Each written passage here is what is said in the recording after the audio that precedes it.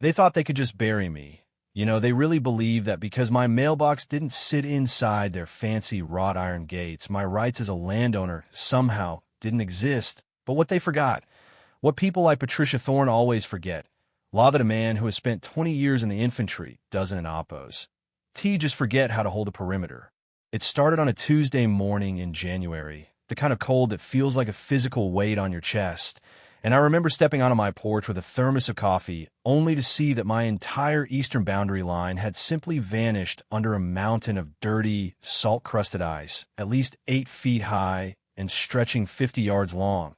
And I'm standing there, steam rising from my mug, looking at the skeletal remains of the tool shed I built with my own hands, now crushed flat like a soda. Can under someone else in oppos as garbage. You see, I live on 7 acres of rugged, sloping timberland just outside the limits of the Gables which is one of those pristine, overmanaged subdivisions where everyone drives the same silver SUV and the grass is mandated to be exactly 2.5 inches high.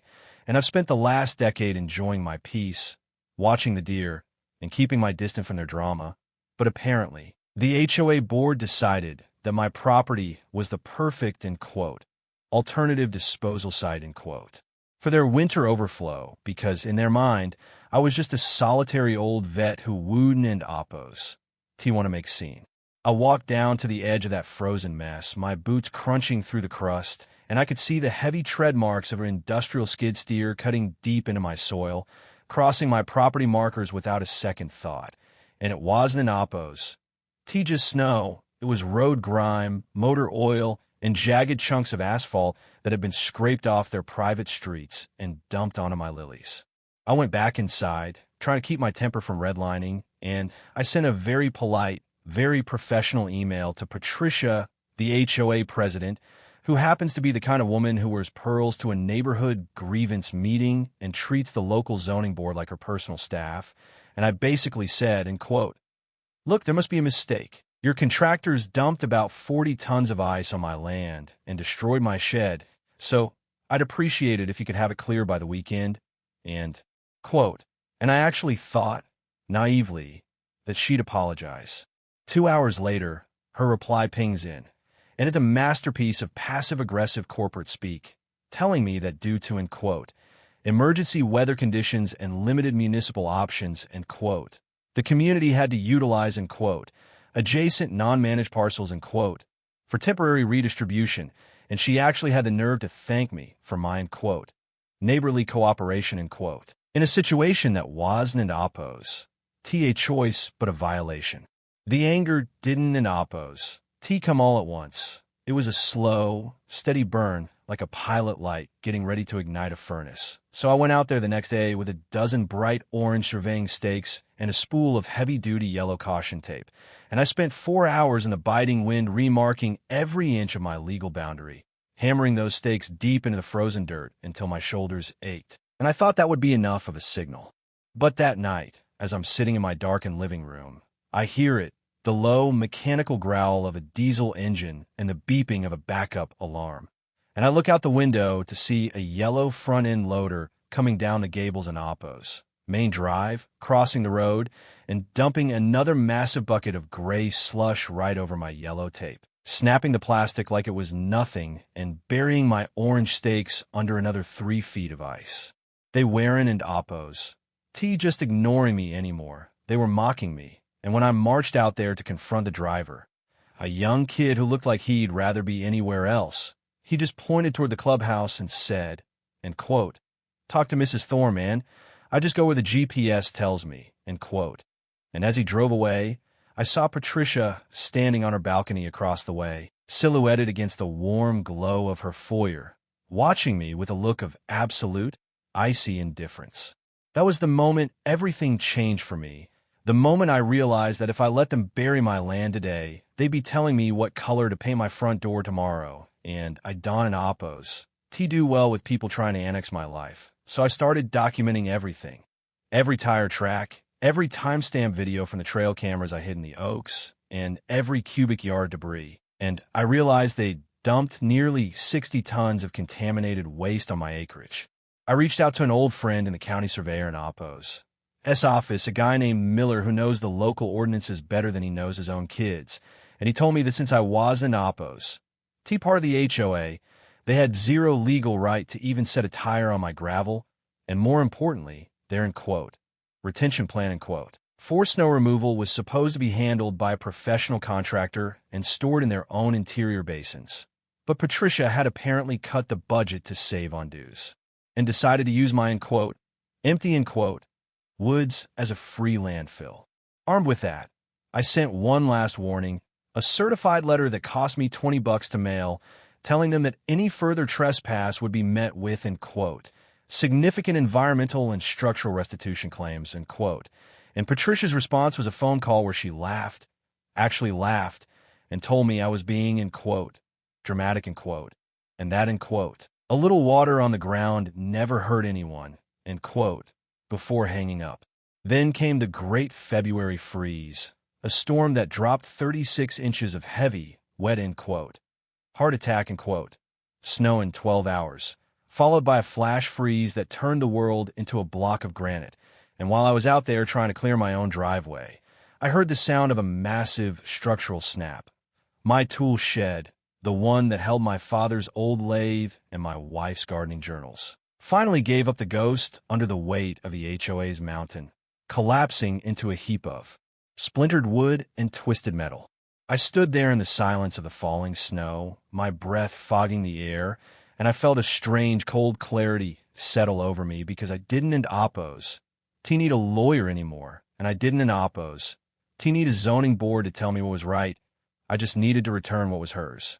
I have a mid-sized bobcat loader I use for maintaining my trails, and for the next 3 nights, while the Gables slept in their heated mansions, I went to work in the dark, my headlights cutting through the swirling white as I began to scoop up every single pound of their salt-crusted, oily, disgusting ice, and I didn't oppose move it to the woods. I moved it to the very edge of my property line, right where their private asphalt met my gravel shoulder. You have to understand the geography to appreciate what happened next. The Gables has 2 exits, but one was under construction and blocked by the city, meaning the only way in or out of that entire community of 90 homes was a narrow, 2-lane neck of road that happened to run directly alongside my eastern boundary for about 20 feet.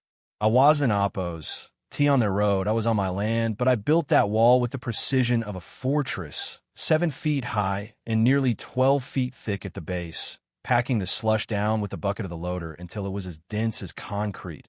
And then, for the finishing touch, I ran a garden hose out there and sprayed the whole thing down for 4 hours in sub-zero temperatures. By 5:00 and oppos, clock Friday morning, I had created a 60-ton, glass-smooth, unmovable glacier of their own, making that sat exactly 1 inch inside my property line, but effectively narrowed their exit to about 5 feet of clearance. Plenty of room for a person to walk through, but impossible for a Cadillac Escalade or a delivery truck to navigate without sliding into the ditch. The sun came up, and I sat on my porch with a fresh thermos of coffee, and I watched the show begin as the first wave of commuters hit the, in quote, thorn wall, in quote. It was beautiful in a way I can oppose quite describe. The sound of slamming brakes, the confused shouting, and finally, the sight of Patricia Thorne's Mercedes SUV skidding to a halt 3 feet from the ice. Her face turning a shade of purple I didn't oppose know was biologically possible. She jumped out, screaming about, in quote, illegal blockades, in quote, and, in quote, emergency access, in quote. And she marched up to my porch, her heels clicking on the frozen ground, and she demanded I move, in quote, this garbage, in quote, immediately, or she'd have me arrested for domestic terrorism. And I just leaned back, took a slow sip of my coffee, and said, in quote, I'm sorry, Patricia, but that's not garbage. That's just oppos. Redistribution of wintry accumulation and oppos on my private managed parcel. And as you said, a little water on the ground never hurt anyone. End quote. She went ballistic, calling the sheriff, calling the fire department, calling anyone who would listen. But when Deputy Jenkins showed up, a guy I've known for years, he looked at the wall, he looked at my survey stakes, and then he looked at the high-definition footage of their contractors dumping that very same ice on my land 3 days prior. And he just shrugged and told her, and quote, he's on his land, Pat. And if you want to talk about obstruction, we should probably talk about why your crews destroyed his shed first, end quote. The standoff lasted 3 days, and in that time, the residents of the Gables had to park their cars on the main highway and trek through the snow like refugees just to get home, carrying groceries and complaining about the, end quote, insane board, end quote, that had started a war with a veteran who just wanted to be left alone.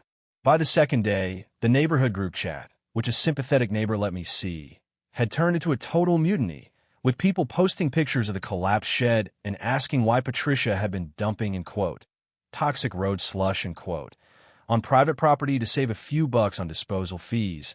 And by the third day, a local news crew showed up to film the, end quote, Great Ice Wall of the Gables, end quote, making Patricia the laughingstock of the entire county.